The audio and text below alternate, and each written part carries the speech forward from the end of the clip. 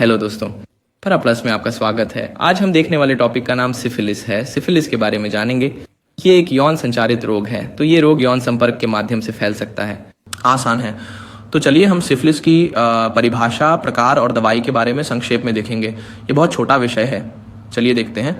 5 mark के लिए पूछे तो ऐसे लिखेंगे, मैं कहता हूँ। तो पहले वर्ष बस परिभाषा लिखें। सिफिलिस एक यौन संक्रमित संक्रमण है जो ट्रिपैनोसोमा पैलिडम बैक्टीरिया के कारण होता है। तो ट्रिपैनोसोमा पैलिडम, तो यही वह बैक्टीरिया है जो सिफिलिस को पैदा करता है। फिर देखते हैं, ये एक यौन संचारित रोग है जो पहले ही बताया जा चुका है। इसके विशिष्ट चरण होते हैं, कई चरण हैं और कई लक्षण भी होते हैं। अब प्रकार देखते हैं। प्राथमिक सिफिलिस होता है, ये प्रारंभिक चरण है, शुरुआती चरण।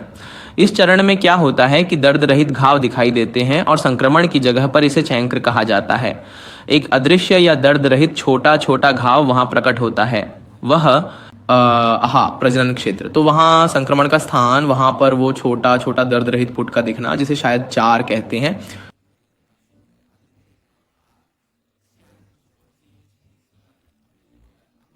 सेकेंडरी सिफिलिस को देखने पर तो प्राइमरी में दर्द नहीं होता, सेकेंडरी में से ये उल्टा होता है। यहाँ क्या होता है, तो ये प्राइमरी स्टेज के बाद आता है, इसलिए प्राइमरी स्टेज के बाद सेकेंडरी स्टेज आती है।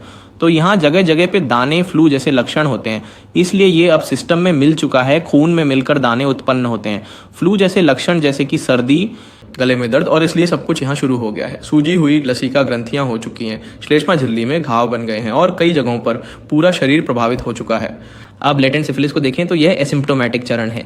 यहाँ किसी भी प्रकार के लक्षण बाहर से दिखाई नहीं देंगे। सेकेंडरी के बाद आराम चरण है, यहाँ भी लक्षण स्पष्ट नहीं होते, एक तरह से साइलेंट जैसा रहता है, शरीर में कुछ नहीं होता जैसा लगता है। संक्रमण लक्षणों के बिना ही रहता है, इसलिए संक्रमण अंदर रहता है लेकिन लक्षण दिखाई नहीं देते। लंबे समय में 2 से 3 दिन ऐसे ही रहते हैं। फिर चौथे दिन देखेंगे तो तृतीयक उपदंश की अंतिम अवस्था होती है। तो यहाँ देर से होने वाला उपदंश है, ये कई अंग प्रणालियों को प्रभावित करता है। तो ये सभी अंग प्रभावित हो सकते हैं, जिससे गंभीर जटिलताएं होती हैं, जैसे हृदय रोग या तंत्रिका संबंधी क्षति। इसलिए जब अन्य अंगों में प्रवेश होता है तो ये वहां रहता है। इस प्रकार हृदय की समस्या, तंत्रिका संबंधी समस्या जब मौजूद होती है, का कारणों की बात करें तो यौन संपर्क ही प्राथमिक कारण है। वर्टिकल ट्रांसमिशन की बात करें तो गर्भवती महिला से बच्चे में आने की संभावना है। तो अब आई गर्भवती महिला से बच्चे तक संक्रमण। तो जब गर्भवती महिला से बच्चे में संक्रमण होता है तो उस प्रकार की सिफिलिस को क्या कहते हैं? अगर आप जानते हैं तो कमेंट में बताइए। अगर नहीं पता तो मैं 1 या 2 दिनों में 2 से 3 दिनों में आकर टिप्पणी में आकर उत्तर देंगे। चलो देखते हैं। लक्षण देखते समय प्राथमिक, द्वितीयक, गुप्त और तृतीयक। तो ये पहले 3 के बाद चौथे के लिए अलग है। लक्षण मौजूद हैं। प्राथमिक स्तर में देखने पर दर्द रहित घाव होते हैं, वह चारे जैसा होता है। माध्यमिक स्तर में देखने पर व्यापक चकत्ते, बुखार, गले में खराश, सूजे हुए लसिका ग्रंथियां और थकावट होती है। गुप्त स्तर में कोई लक्षण नहीं होते हैं, उस चरण में लक्षण नहीं दिखते। अंतिम स्तर में बीमारी शरीर के अन्य हिस्सों में फैलने लगती है।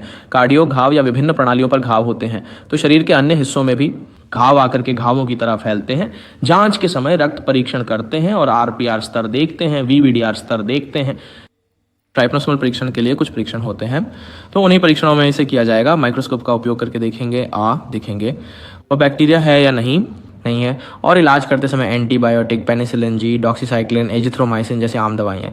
साथी को सूचित करना और परीक्षण करना, तो साथी को बताना और उनके पास पार करेंगे। तुम्हारे मूल्यवत्ता को कैसे बढ़ाना है यह पहचान कर देखेंगे। नियमित रूप से आगे बढ़ें, इसलिए नियमित रूप से जांच करिए ताकि बीमारी की प्रगति का पता चले और सही तरीके से आगे बढ़ा जाए। पेशेंट को ठीक से अनुसरण और सलाह देंगे। धन्यवाद दोस्तों, यह था इस विषय का अंत। अगली वीडियो में अगले विषय के बारे में बात करेंगे। देखने के लिए धन्यवाद। अलविदा।